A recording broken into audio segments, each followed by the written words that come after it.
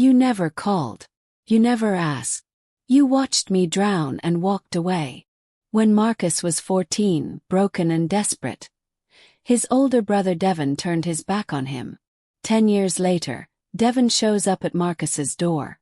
Homeless, jobless, begging for help. Marcus has everything Devon needs now. But some debts can't be repaid with money. This is the story of two brothers, one painful choice. And the moment karma finally came knocking. The phone rang at 2 in the morning. I stared at the screen. Devon. My brother. We hadn't spoken in 3 years. Not really. Not since Mom's funeral, where we stood on opposite sides of the cemetery and nodded at each other like strangers. I almost didn't answer. But something, maybe curiosity, maybe that stupid part of you that still hopes family means something, made me pick up. Marcus. His voice cracked. Marcus, I need help. I didn't say anything. Just listened to him breathe on the other end. I lost everything, man. The apartment. A job. Sarah left. I've got nowhere to go. I'm sleeping in my car, Marcus. Please. You're the only person I have left. The only person he had left. Funny. Because 10 years ago when I needed someone, when I was drowning and gasping for air, I had no one either. Devon made sure of that. Before I tell you what I said to him that night, do me a favor. Subscribe to this channel if you love real stories about family, betrayal, and the choices that define us. And drop a comment below. What would you do if the person who abandoned you came begging for help? I really want to know. Now let me take you back. Back to where this all started. I was 14 years old when my life became hell. Not the dramatic kind you see in movies. Quiet kind. The kind that happens in school hallways and at lunch tables. The kind that makes you feel invisible and targeted all at once. There were 3 of them. Jason, Brett, and Kyle. Seniors. They decided I was their entertainment. Started small. Tripping me in the hall. Knocking books out of my hands. Calling me names I won't repeat here. Then it got worse. They'd corner me in the bathroom. Shove my head in the toilet. Take my backpack and throw it on the roof. Post photos of me online with captions like, "Loser of the Week." I stopped eating lunch. Started skipping classes. My grades tanked. I couldn't sleep. Couldn't focus. Some days I'd sit in my room and just stare at the wall for hours. Mom and Dad. They were ghosts. Dad worked 70 hours a week. Mom was drowning in her own problems. Prescription pills and wine became her best friends. But Devon was 18. Senior year. Popular. Confident. He had friends, a girlfriend, a car. He had everything I didn't have. And he lived in the same house as me. I'll never forget the first time I tried to tell him. I knocked on his bedroom door one Thursday night. My hands were shaking. I'd been crying for an hour and my eyes were red and swollen. "Yeah," he called out. "Open the door." He was on his bed, texting, barely looked up. "Devon, can I talk to you?" "Make it quick, bro, heading out in 10. I stood there in his doorway like an idiot, trying to find the words. I'm having a really hard time at school." He glanced up for half a second. "Yeah. School sucks, man. You'll get through it." "No, Devon, it's not just." "Look, Marcus, I gotta go. We'll talk later, okay?" We never talked later. I tried again 2 weeks after that. And then again a month later. Each time the same thing. He was busy. He was heading out. He was tired. He'd listen for 30 seconds, then check his phone, then say something like, "You're being dramatic," or "Just ignore them, dude." He didn't ignore me because he was cruel. He ignored me because I was inconvenient. His little brother's problems didn't fit into his schedule. The worst part. He saw me. He saw me losing weight. Saw me stop smiling. Saw me flinch when someone knocked on my door. He saw me become a ghost in my own house. And he did nothing. Nothing. By sophomore year I'd stopped trying to reach out to him. I was too tired. Oh, hello. The bullying got worse. They started following me home, throwing things at me from their car. One time they cornered me behind the grocery store and took turns punching me in the stomach until I threw up. I never told anyone. What was the point? Devon graduated that May. Moved out in June. Got an apartment with his girlfriend across town. I saw him maybe twice that summer. At Mom's birthday dinner, he ruffled my hair like I was a puppy and said, "How's high school treating you, little bro?" I looked him dead in the eye and said, "It's fine." He smiled. Good. Glad to hear it. He didn't care that I was lying. He didn't want to know. Because if he knew, he'd have to do something. And doing something would have been uncomfortable. I survived high school. Barely. Junior year, one of the bullies graduated. Senior year, the other two lost interest. Kept my head down. Got decent grades. Applied to colleges far, far away. I left for Arizona State the day after graduation. Didn't look back. And that's when I started putting myself back together. Therapy. Twice a week for 2 years. I talked about everything. The bullying. The loneliness. My parents. And Devon. God, did I talk about Devon? Dr. Patel helped me see it clearly. Devon wasn't evil. He was selfish. Self-absorbed. He was 18 and stupid and didn't understand what his silence cost me. But understanding doesn't erase the damage. I worked my ass off in college. Computer science major. Graduated with honors. Got a job at a tech startup in Denver. Then a better job at a bigger company. By 24 I was pulling in 6 figures, living in a nice apartment, and finally, I felt like I had control over my life. I built myself from nothing. No help. No safety net. I did what Devon never believed I could do. And Devon partied his way through community college. Dropped out. Bounced from job to job. Moved in with a girl named Sarah who paid most of the rent. He was charming enough to get by. Always had a new plan, a new idea, a new excuse for why things hadn't worked out yet. We'd see each other at holidays.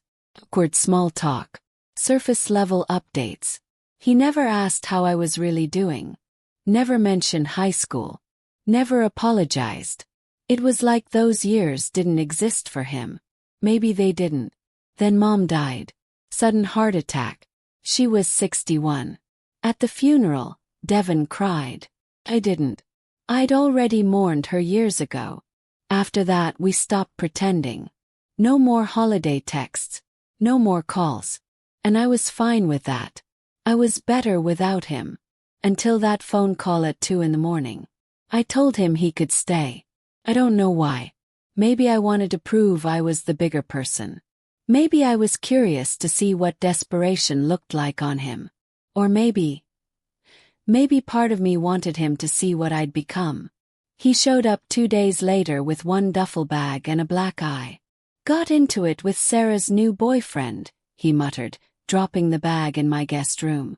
I didn't ask for details. The first week was quiet. He slept a lot. My food. Watched TV. I worked from home most days. And he'd shuffle around the apartment like a ghost. He tried to make conversation. Nice place, man. You're really doing well for yourself. Thanks. Always knew you were the smart one. I didn't respond to that.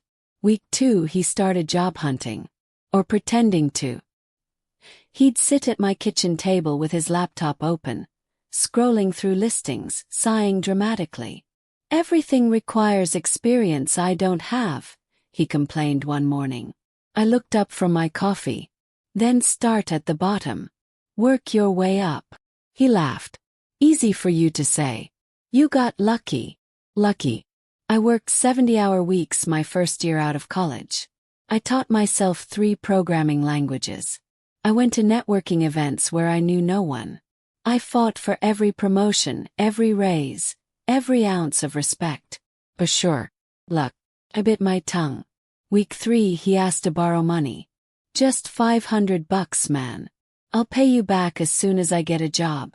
I need to fix my car. Can't work without a car. I stared at him across the table. You don't have a job lined up yet. I will. Come on, Marcus. You've got plenty. Plenty. He had no idea how hard I'd worked for plenty. No idea what it cost me to get here. But he didn't ask. He just assumed. I transferred him the money.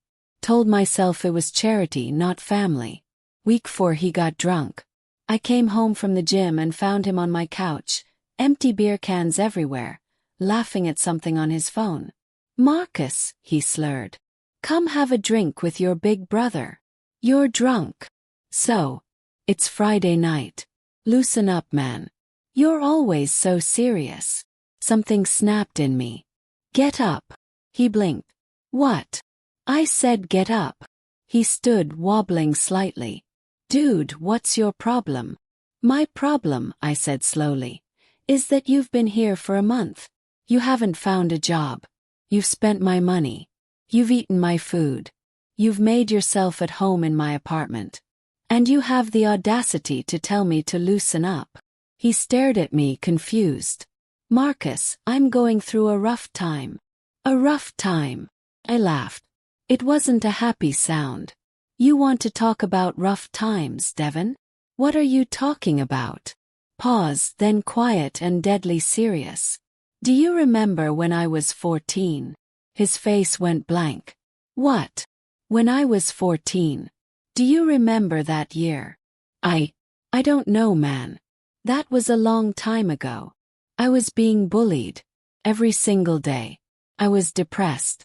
I was falling apart. And I came to you for help. His mouth opened. Closed. Do you remember what you did? Nothing. You did absolutely nothing. You watched me suffer and you walked away. Every single time. Devon stood there in my living room, beer still in his hand, looking at me like I'd slapped him. Marcus. I didn't. You didn't what? You didn't know.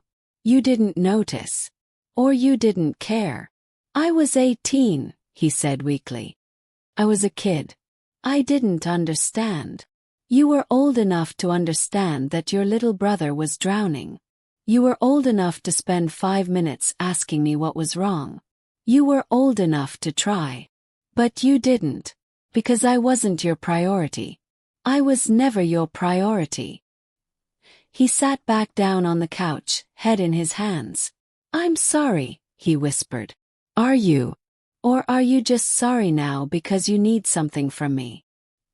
He looked up, tears in his eyes. Marcus, I was a selfish kid. I didn't know how bad it was. If I had known. You did know. You just didn't want to deal with it.